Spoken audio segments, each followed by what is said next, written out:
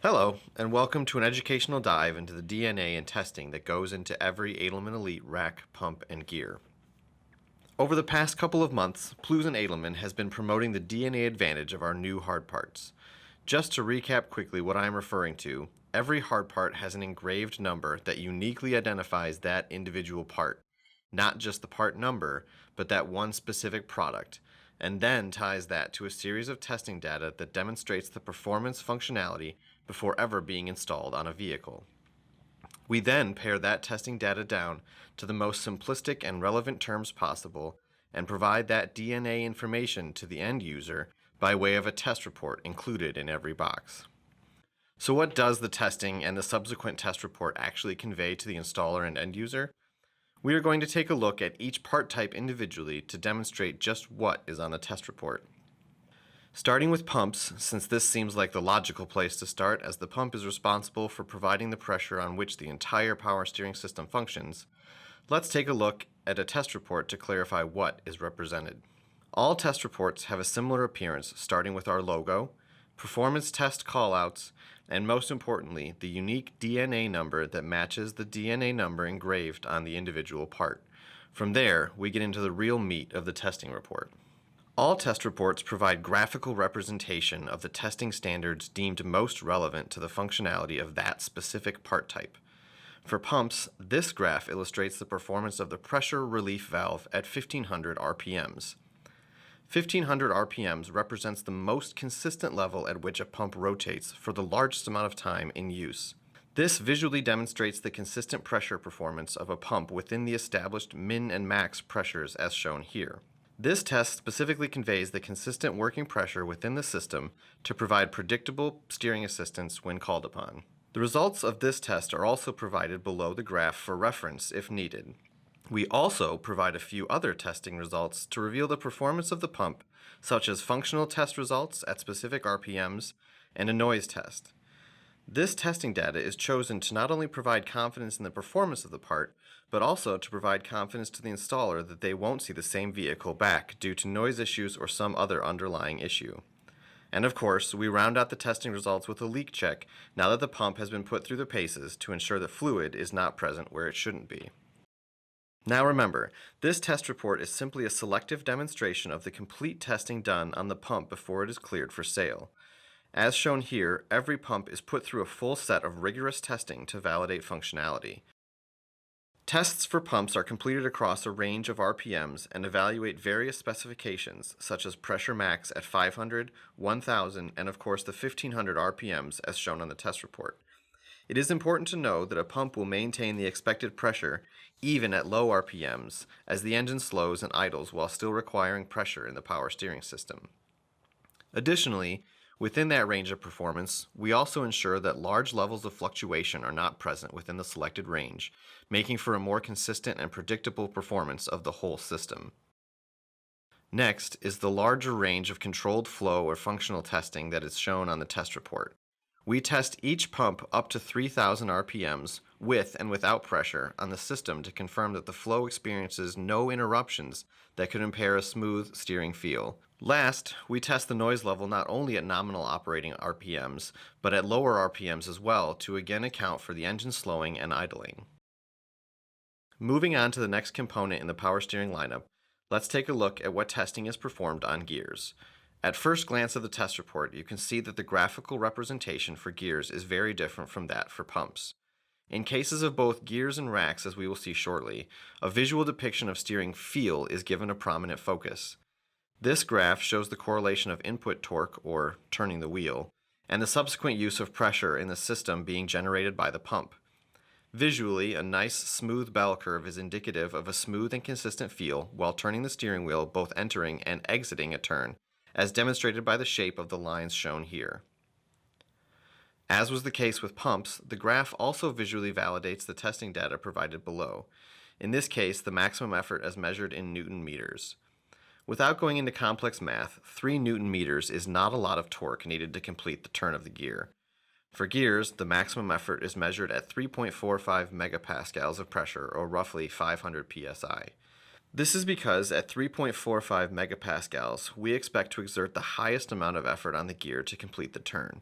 For this gear, this effort was measured at 3.61 Newton meters, or roughly 2.66 foot-pounds of torque turning left and 3.59 Newton meters to the right. This means that during a turn, the most amount of effort needed to exert would be a measly 3.6 Newton meters. That's not a lot. This can be confirmed by the graph by looking at the intersection of this line at 3.45 megapascals of system pressure and the torque curves. As you can see, the intersection happens at 3.61 Newton meters on the left and 3.59 Newton meters on the right, exactly where they're supposed to be, and the curvature of the line is entering its steepest slope. Other specs that are shown on gear test reports are returnability, backlash or pinion free play, and total turns. Returnability is simply the sum of force necessary to return the gearbox back to center.